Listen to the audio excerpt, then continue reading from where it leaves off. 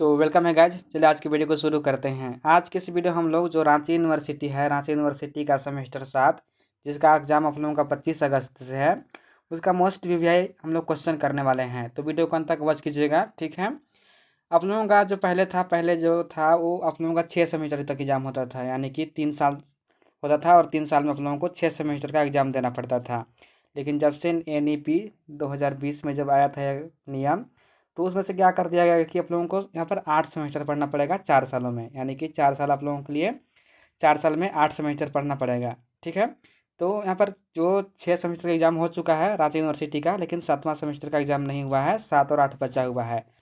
तो रांची यूनिवर्सिटी की तरफ से एग्ज़ाम डेट जारी हो गया है 7वां सेमेस्टर का।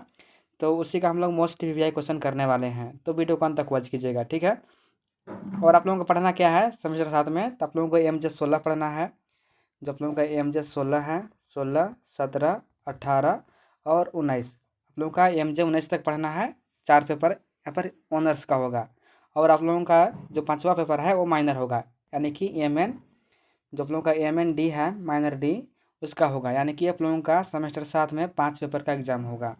तो मैं सभी का क्वेश्चन आंसर करा दूंगा, बस आप लोग चैनल को सब्सक्राइब कर लीजिएगा और वीडियो पसंद आएगा तो वीडियो को दोस्तों के पास शेयर कीजिएगा। और आज की इसी वीडियो हम लोग जो आप लोगों का हिस्ट्री है, हिस्ट्री का MJ 16 करने वाले हैं।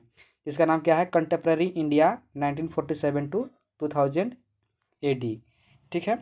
इसे हम लोग पढ़ने वाले हैं 1947 से 2000 ईस्वी तक पढ़ने वाले हैं कंटेम्प्रेरी इंडिया MJ 16 में। इसी प्रकार से मैं आप लोगों का MJ 16, 17, 18, 19 करवा दूंगा। हिस्ट्री का, जियोग्राफी का भी करवाऊंगा, पॉलिटिकल का भी, इकोनॉमिक्स का, सभी को मैं करवाऊंगा। तो बस आप लोग चैनल को सब्सक्राइब कर लीजिएगा, ठीक है। चलिए देखते हैं सिलेबस आप लोगों को क्या क्या पढ़ना है। तो आप लोगों के यूनिट 1 में पढ़ना है the impact of colonialism and national movement, ठीक है। और यूनिट 2 में क्या पढ़ना है, Indian constitution of consolidation as nation, ठीक है। और यूनिट 3 में पढ़ना क्या है कि socio economic development science independence, ठीक है, सिंस इंडिपेंडेंस है, ठीक है। और यूनिट 5 में क्या पढ़ना है आप लोगों को कि India at the world, India and the world पढ़ना है। यानी कि आप लोगों को 5 यहाँ पर यूनिट पढ़ना है। तो आप लोग सभी सिलेबस देख लीजिएगा, आप लोगों को यही सिलेबस पढ़ना है, ठीक है। चलिए हम लोग क्वेश्चन करने वाले हैं। तो आप लोगों का एग्जाम सेम उसी प्रकार से होगा जिस प्रकार से आप लोगों का सेमेस्टर 6, 5, 4 में हुआ था, ठीक है। यानी कि आप लोगों का 1 मार्क्स वाले यहाँ पर 5 रहेगा, 5 मार्क्स वाले 2 रहेगा, और 15 मार्क्स वाले यहाँ पर कितना रहेगा, 6 रहेगा, लेकिन 4 का बनाना है, ठीक है गाइज। तो चलिए हम लोग देखते हैं यहाँ पर सबसे पहले मोस्ट वीवीआई 20 देख लेते हैं, ऑब्जेक्टिव क्वेश्चन, ठीक है।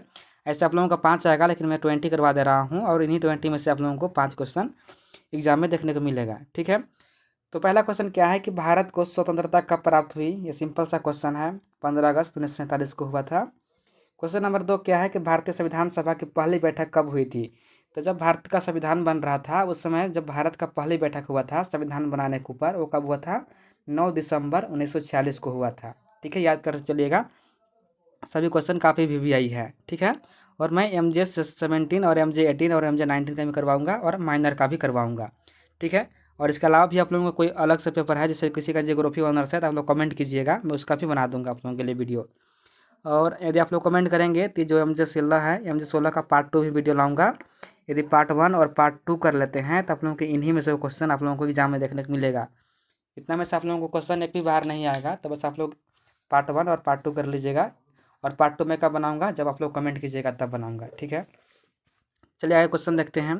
क्वेश्चन नंबर 3 क्या है कि भारतीय संविधान की प्रारूपी समिति के अध्यक्ष कौन थे। तो जब भारत का संविधान बनाया जा रहा था उस समय जो इसका अध्यक्ष थे वो डॉक्टर भीमराव अम्बेडकर थे। डॉक्टर भीमराव अम्बेडकर संविधान सभा के अध्यक्ष थे, समझ गए। क्वेश्चन नंबर 4 क्या है कि भारतीय संविधान कब लागू हुआ था। तो यह 26 नवंबर 1949 को यह बनकर तैयार हो गया था, ठीक है। लेकिन लागू कब किया गया था, 26 जनवरी 1950 को लागू किया गया था, लेकिन बन के यह कब रेडी हो गया था, 26 नवंबर 1949 को। ये भी पूछ सकता है कि कब बनकर यहाँ पर तैयार हो गया था, तो 26 नवंबर 1949 को। और लागू कब हुआ था, तो 26 जनवरी 1950 को लागू हुआ था, ठीक है। क्वेश्चन नंबर क्या है 5वां कि भारत के प्रथम प्रधानमंत्री कौन थे। तो पंडित जवाहरलाल नेहरू थे। राष्ट्रपति कौन थे, डॉक्टर राजेंद्र प्रसाद थे। ये सभी सब क्वेश्चन जो है वो बेसिक क्वेश्चन है, आप लोगों को पता होगा। अगला क्वेश्चन क्या है कि भारत में राज्यों के भाषाई पुनर्गठन किस वर्ष हुआ था। तो भारत में जो राजाई पुनर्गठन हुआ था, जो भाषा का पुनर्गठन हुआ था, वो 1956 में हुआ था। ठीक है, यदि कोई बच्चे का इंग्लिश में यहाँ पर चाहिए नोट, तो मैं इसका इंग्लिश में क्वेश्चन और आंसर भेज दूंगा। बस आप लोग कमेंट कीजिएगा कि इंग्लिश में चाहिए हम लोगों को, तो इसका मैं जो है PDF इंग्लिश में भी आप लोगों को प्रोवाइड कर दूंगा। बस मैं हिंदी कर रहा हूँ क्योंकि काफ़ी जो बच्चे हैं वो हिंदी मीडियम से आते हैं, इसी कारण से मैं इसका हिंदी में करवा दे रहा हूँ क्वेश्चन। ठीक है, तो आप लोग कमेंट कीजिएगा, मैं कमेंट के पर मैं आप लोगों को इंग्लिश में ही प्रोवाइड कर दूंगा इसका PDF। अगला क्वेश्चन क्या है कि भारत की पहली पंचवर्षीय योजना कब शुरू हुआ था? तो जो भारत की पहली पंचवर्षीय योजना हुआ था वो 1951 से 1956 तक चला था। ठीक है, और जो दूसरी पंचवर्षीय योजना हुआ था वो 1956 से यहाँ पर 61 तक चला था। 1956 से लेकर 1961 तक चला था। ठीक है, तो ये पंचवर्षीय योजना है, आप लोग देख लीजिए एक बार कि कौन सा पंचवर्षीय कब चला था और पहला प्रथम पंचवर्षीय योजना में किसका लक्ष्य रखा था, किसको प्राप्त करने का लक्ष्य रखा गया था, तो आप लोग देख लीजिएगा एक बार। ठीक है, अगला क्वेश्चन क्या है कि भारत में हरित क्रांति का संबंध मुख्यतः किससे है? तो कृषि उत्पादन में वृद्धि से। भारत में जो हरित क्रांति आया था, कब आया था? आप लोग कमेंट करके बताइएगा कि भारत में हरित क्रांति कब आया था। तो यह हरित क्रांति कृषि के अत्यधिक उत्पादन से हुआ था, इसका संबंध है। वहाँ पर क्या किया गया था कि हाई जो उच्च किस्म के बीज होते हैं उसको लगाया गया था और काफ़ी यहाँ पर फसल उगाया गया था। और भारत में हरित क्रांति के जनक कौन है? तो MS स्वामीनाथन है भारत में हरित क्रांति का जनक, ये भी याद कर लीजिएगा। अगला क्वेश्चन क्या है कि भारत में जमींदारी उन्मूलन का मुख्य उद्देश्य क्या था? तो जमींदारी प्रथा समाप्त करके किसानों को भूमि का अधिकार देना, यानी कि जो पर जमींदार लोग थे उनसे क्या करना, वो जमींदारी जो प्रथा था, जो वहाँ पर होते थे जमींदार लोग, उसको क्या करना, उसका प्रथा समाप्त करना और जो किसान की ज़मीन है, किसानों को ज़मीन जो अधिकार था उसको देना था। ठीक है, यही जमींदारी उन्मूलन का उद्देश्य था, यानी कि जो बड़े किसान लोग थे, सॉरी किसान नहीं, जो जमींदार लोग थे, जमींदारों से ज़मीन लेकर किसानों को वितरण करना, उसका जो अधिकार है वो देना था। अगला क्वेश्चन क्या है कि भारत में उदारीकरण की आर्थिक नीति किस वर्ष शुरू हुई थी? तो जो उदारीकरण की आर्थिक नीति शुरू हुआ था वो 1991 में हुआ था।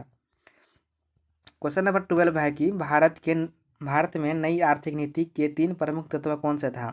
तो जब भारत में नई आर्थिक नीति आया था, उदारीकरण, निजीकरण और वैश्वीकरण। ठीक है, ये इसका 3 प्रमुख तत्व था। और आप लोग कमेंट कीजिएगा कि भारत में नई आर्थिक नीति कब आया था। आप लोग कमेंट कीजिएगा कि कब आया था, और नहीं पता है तो कमेंट में पूछिएगा, मैं इसका आंसर आप लोगों को कमेंट में बता दूंगा। पहले आप लोग बताइएगा कि आप लोग जान रहे हैं कि नहीं जान रहे हैं। ठीक है, अगला क्वेश्चन क्या है कि भारत में गुट निरपेक्ष आंदोलन से प्रमुख रूप से कौन जुड़े थे? तो जो गुट निरपेक्ष आंदोलन था वो पंडित जवाहरलाल नेहरू जुड़े थे। नेक्स्ट क्वेश्चन है कि गुट निरपेक्ष आंदोलन का पहला शिखर सम्मेलन कहाँ हुआ था? तो जो गुट निरपेक्ष आंदोलन था उसका जो पहला शिखर सम्मेलन हुआ था वो बेलग्रेड में हुआ था। बेलग्रेड में हुआ था पहला शिखर सम्मेलन गुट निरपेक्ष का। अगला क्वेश्चन क्या है कि भारत और चीन के बीच युद्ध कब हुआ था? तो भारत और चीन के बीच 1962 में युद्ध हुआ था, जिसमें जो भारत के सैनिक थे उसको काफ़ी यहाँ पर क्या किया था, मार दिया गया था। सही, वो भारतीय शहीद यहाँ पर जो भारतीय जवान थे वो शहीद हो गए थे। अगला क्वेश्चन क्या है कि भारत पाकिस्तान युद्ध 1971 का प्रमुख परिणाम क्या था? तो बांग्लादेश का निर्माण, यानी कि जो 1971 का युद्ध होता है भारत और पाकिस्तान में, उसमें बांग्ला जो देश होता है उसका निर्माण होता है। पाकिस्तान से आज़ाद होकर बांग्लादेश का अलग यहाँ पर क्या होता है, निर्माण होता है। अगला क्वेश्चन क्या है कि भारत में आपातकाल कब लगाया गया था?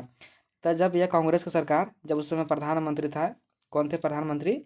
तो इंदिरा गांधी जो प्रधानमंत्री थी उस समय, उसके द्वारा लगाया गया था। 1975 में आपातकालीन लगाया गया था। ठीक है, और क्यों लगाया गया था आप लोगों को सबको पता होगा, आप लोग पढ़े होंगे तो क्यों लगाया गया था। अगला क्वेश्चन क्या है कि भारत में मंडल आयोग की सिफारिशों मुख्यतः किससे संबंधित थी? तो जो भारत में मंडल आयोग का सिफारिश वो OBC के आरक्षण से था, जो पिछड़ा वर्ग होता है OBC के आरक्षण से था संबंधित। नेक्स्ट क्वेश्चन है कि भारत में दलित आंदोलन का मुख्य उद्देश्य क्या था? तो सामाजिक समानता और दलितों के अधिकार प्राप्ति। क्वेश्चन नंबर 20 है कि भारत में आतंकवाद की प्रमुख चुनौती किस दशक में अधिक गंभीर हुई थी? तो 1980 के दशक में वहाँ पर जो आतंकवाद थे, जो नक्सलाइट थे, उन लोगों का वहाँ पर अधिक गंभीर हुआ था। मतलब अधिक क्या बोल सकते हैं कि जो नक्सलवाद थे उस समय भारत में काफ़ी अधिक हो गए थे 1980 के दशक में। ठीक है, तो ये रहा आप लोगों का 20 क्वेश्चन। यदि इसके अलावा भी आप लोगों को चाहिए तो मैं उसका पार्ट 2 जो है, पार्ट 2 जिस प्रकार से आप लोगों का एग्जाम पैटर्न होता है, जिस प्रकार से आप लोगों का एग्जाम होगा उसी पैटर्न में मैं आप लोगों को पार्ट 2 भी वीडियो करा दूंगा। प्रैक्टिस सेट की तरह। तो बस आप लोग कमेंट कीजिएगा कि पार्ट 2 भी लाइए, मैं पार्ट 2 भी बना दूंगा। ठीक है गाइज, चलिए अब देखते हैं 5 नंबर वाले क्वेश्चन। तो मैं यहाँ पर 5 नंबर जो 6 मोस्ट वीवीआई है, जो आप लोगों के एग्जाम में आने की संभावना है, मैं वही क्वेश्चन चूज किया हूँ। और इतना क्वेश्चन आप लोग कर लेते हैं तो यहीं से आप लोगों को एग्जाम में भी आएगा। ठीक है, यदि आप सब क्वेश्चन कर लेते हैं जो 5 मार्क्स वाले हैं, और जो मैं 15 मार्क्स वाला क्वेश्चन सेट किया हूँ उसको आप लोग कर लेते हैं, तो इससे बाहर एक आध भी क्वेश्चन नहीं आएगा। एक आध क्वेश्चन आ सकता है अपवाद के रूप में, नहीं तो नहीं आएगा। लोग इतना क्वेश्चन कर लीजिएगा, और पार्ट 2 में जो लाऊंगा उसको भी कर लीजिएगा आप लोग। तो इतना कर लेते हैं, तो आप लोगों के MJ16 का जो पेपर है उससे काफ़ी अच्छे से तैयारी हो जाएगा, और आप लोगों के पास अभी समय है तो आप लोग कर लीजिएगा उतना। ठीक है गाइज, चलिए 5 मार्क्स वाले क्वेश्चन देखते हैं। पहला क्वेश्चन क्या है कि भारत में विभाजन के प्रमुख कारणों का संक्षिप्त वर्णन कीजिए। यानी कि भारत का विभाजन का क्या कारण था, क्यों वहाँ पर भारत और पाकिस्तान में विभाजन हो के बट गया था, इसका क्या कारण था, इसका वर्णन करना है। मैं यहाँ पर क्वेश्चन बस सेट किया हूँ, इसका आंसर नहीं किया हूँ। यदि आप लोग कमेंट करेंगे इसका आंसर भी चाहिए तो मैं इसका आंसर भी करवा दूंगा, क्योंकि कुछ बच्चे जो होते हैं वो केवल क्वेश्चन यहाँ पर बोलते हैं क्वेश्चन दीजिए हम लोगों को, हम लोग आंसर खुद से कर लेंगे। तो यदि आप लोग चाहते हैं कि इसका आंसर भी मैं करवाऊँ तो मैं आप लोग कमेंट कीजिएगा, मैं इसका आंसर भी करवा दूंगा। मैं बस क्वेश्चन आप लोगों को दिखा दे रहा हूँ आज के इस वीडियो में, अगला जो वीडियो होगा उसमें आंसर करवा दूंगा। तो आप लोग कमेंट कीजिएगा। ठीक है, अगला क्वेश्चन क्या है कि रियासतों की एकीकरण में सरदार वल्लभ भाई पटेल की क्या भूमिका है। लिखिए, जो रियासत का एकीकरण हुआ था उसमें सरदार जो वल्लभ भाई पटेल थे उनका क्या क्या भूमिका था उसको लिखना है। और 5 नंबर का है तो ज़्यादा नहीं लिखना है आप लोगों को। क्वेश्चन नंबर 3 क्या है कि भारतीय संविधान के निर्माण में डॉक्टर BR अम्बेडकर की क्या भूमिका है, वर्णन कीजिए। जब भारत का संविधान बन रहा था उस समय डॉक्टर भीमराव अम्बेडकर ने क्या क्या भूमिका निभाया, सभी को वर्णन करना है। क्वेश्चन नंबर 4 क्या है कि भारत में हरित क्रांति के प्रमुख विशेषताएं एवं प्रभाव लिखिए। जब भारत में हरित क्रांति आया था उसका क्या क्या प्रमुख विशेषता था और क्या प्रभाव पड़ा था भारत की अर्थव्यवस्था में, सभी को वर्णन करना है। क्वेश्चन नंबर 5 क्या है कि भारत के विदेश नीति में गुटनिरपेक्ष का क्या महत्व है, महत्व को स्पष्ट कीजिए। तो जो भारत में गुटनिरपेक्ष नीति था जिसका लीड कौन किए थे, पंडित जवाहरलाल नेहरू किए थे, उसका क्या महत्व है सभी को बताना है। अगला क्वेश्चन क्या है, मैं क्वेश्चन पूछा था कि नई आर्थिक नीति कब आया था, वो 1991 में आया था। यहाँ पर आंसर दिया हुआ देख लीजिए, जो भारत की नई आर्थिक नीति है वो 1991 में आया था। तो यहाँ क्वेश्चन क्या है 6 नंबर की 1991 की नई आर्थिक नीति का प्रमुख विशेषता लिखिए। क्या क्या विशेषता था नई आर्थिक नीति का, उसको यहाँ पर लिखना है विशेषता। ठीक है, तो 5 मार्क्स वाले 6 क्वेश्चन हो गया। अब यहाँ पर 15 मार्क्स वाले 10 क्वेश्चन है, और इतना 10 आप लोग कर लेते हैं तो आप लोगों को 15 मार्क्स के लिए अलग से देखने की ज़रूरत नहीं है, आप लोग इतना कर लीजिएगा। ठीक है, तो पहला क्वेश्चन क्या है कि स्वतंत्रता के बाद भारत पर औपनिवेशिक शासक के राजनीतिक, सामाजिक, आर्थिक, सांस्कृतिक प्रभावों का विस्तार से वर्णन कीजिए। जब भारत पर औपनिवेशिक शासन था, जब वहाँ पर अंग्रेज गुलाम किए थे, जब भारत में ब्रिटिश लोग रूल कर रहे थे, उसमें राजनीतिक, सामाजिक, आर्थिक, सांस्कृतिक पर क्या प्रभाव पड़ा था सभी को यहाँ पर बताना है। ठीक है, क्वेश्चन नंबर 2 क्या है कि भारत के विभाजन एवं स्वतंत्रता के कारणों का विश्लेषण करते हुए उसके प्रमुख परिणामों की चर्चा कीजिए। जब भारत का विभाजन हो रहा था उसका क्या क्या कारण था सभी को यहाँ पर बताना है विस्तार से। क्योंकि यह 15 नंबर एक क्वेश्चन है तो यहाँ पर आप काफ़ी यहाँ पर लंबा उधर लिखना पड़ेगा, कम से कम 6 पेज का, तभी आप लोगों को 12-15 में 12 नंबर 13 नंबर मिल सकता है। अगला क्वेश्चन क्या है कि भारतीय संविधान के निर्माण की प्रक्रिया का विस्तार से वर्णन करते हुए संविधान सभा एवं डॉक्टर BR अम्बेडकर की भूमिका का मूल्यांकन कीजिए।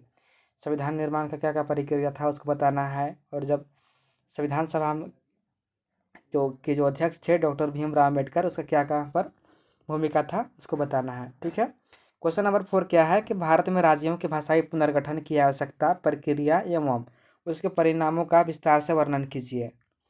क्वेश्चन नंबर 5 क्या है कि स्वतंत्रता के बाद भारत में भूमि सुधारों की आवश्यकता, जमींदारी उन्मूलन, भू सीमा सुधार एवं भूदान आंदोलन का विस्तार से वर्णन कीजिए। क्वेश्चन नंबर 6 क्या है कि भारत में हरित क्रांति के क्या क्या कारण थे सभी को बताना है, और भारत में जो नई आर्थिक नीति आया था 1991 में उसका क्या क्या प्रभाव पड़ा भारत की अर्थव्यवस्था में, ये सभी को बताना है। ठीक है, क्वेश्चन नंबर 8 क्या है कि जवाहरलाल नेहरू के काल जो थे 1947 से 1964, जो प्रथम प्रधानमंत्री भी बने थे पंडित जवाहरलाल नेहरू, विदेश नीति के प्रमुख विशेषताओं एवं उद्देश्यों के विस्तार से वर्णन कीजिए। यानी कि उसका विदेश नीति क्या था बताना है। ठीक है, क्वेश्चन नंबर 9 क्या है कि भारत में गुटनिरपेक्ष आंदोलन में योगदान तथा शीत युद्ध की समाप्ति के बाद गुटनिरपेक्ष आंदोलन की प्रासंगिकता का मूल्यांकन कीजिए। क्वेश्चन नंबर 10 है और आखिरी क्वेश्चन है कि स्वतंत्रता के बाद भारत के सामने उभरती आतंकवाद की समस्या के कारणों, प्रमुख रूपों, प्रभावों एवं उससे निपटने की चुनौती का विस्तार से वर्णन कीजिए। यानी कि जब भारत आज़ाद हो गया था उस समय जो आतंकवाद थे, जो नक्सलाइट थे, उनका क्या हो रहा था, जो नक्सलाइट थे, जो आतंकवाद थे, उसका प्रभाव काफ़ी पड़ गया था आज़ादी के बाद। तो उससे निपटने के लिए उससे क्या क्या चुनौती था सभी को वर्णन करना है और किन कारणों से यहाँ पर आतंकवाद भारत में बढ़ रहे थे और उसको क्या प्रभाव पड़ा भारत में, सभी को विस्तार से वर्णन करना है। ठीक है। और यदि आप लोगों के पास समय कम है तो 15 नंबर के लिए आप लोग क्या संविधान निर्माण एवं अम्बेडकर के जो भूमिका था उसको देख लीजिएगा। और क्वेश्चन नंबर 2 आप लोगों को क्या है कि भारत का विभाजन एवं स्वतंत्रता देख लीजिएगा कि भारत का विभाजन कैसे हुआ, ये सभी चीज़ देख लीजिएगा। यदि आप लोग के पास समय कम है तो आप लोग 6 क्वेश्चन कर लीजिए, यहाँ पर शॉर्ट में दिया हुआ है। और तीसरा क्या है कि भूमि सुधार एवं हरित क्रांति। और चौथा जो है वो 1991 की जो आर्थिक नीति था उसको देख लीजिएगा। और नेहरू की विदेश नीति देख लीजिएगा और गुट निरपेक्ष आंदोलन देख लीजिएगा 15 नंबर के लिए। यदि आप लोगों के पास समय कम है तब, और समय है तब लोग उसी को कर लीजिएगा। मैं जो 10 जो क्वेश्चन दिया हूँ 15 नंबर के लिए उतना कर लेते हैं, तब लोगों का जो क्वेश्चन है वो बाहर नहीं आएगा 15 नंबर में, सब वहीं से मैच हो जाएगा आप लोगों के लिए। ठीक है। और इसका पीडीएफ मैं दे दूंगा डिस्क्रिप्शन में, बस आप लोग कमेंट कर दीजिएगा कि पीडीएफ चाहिए, मैं पीडीएफ दे दूंगा। और आंसर भी चाहिए तो मैं इसका आंसर भी करवा दूंगा, बस आप लोग कमेंट कीजिएगा। ठीक है गाइज। तो फिर मिलेंगे नई वीडियो के साथ। और किसी प्रकार से कोई भी डाउट हो, कोई भी शिकवा शिकायत हो, आप लोग कमेंट कीजिएगा, मैं सभी बच्चे का जवाब कमेंट में देता हूँ। ठीक है। तो फिर मिलेंगे नई वीडियो के साथ, तब तक के लिए धन्यवाद और पढ़ाई करते रहिए क्योंकि आप लोगों का एग्ज़ाम बहुत नज़दीक है। ठीक है, धन्यवाद।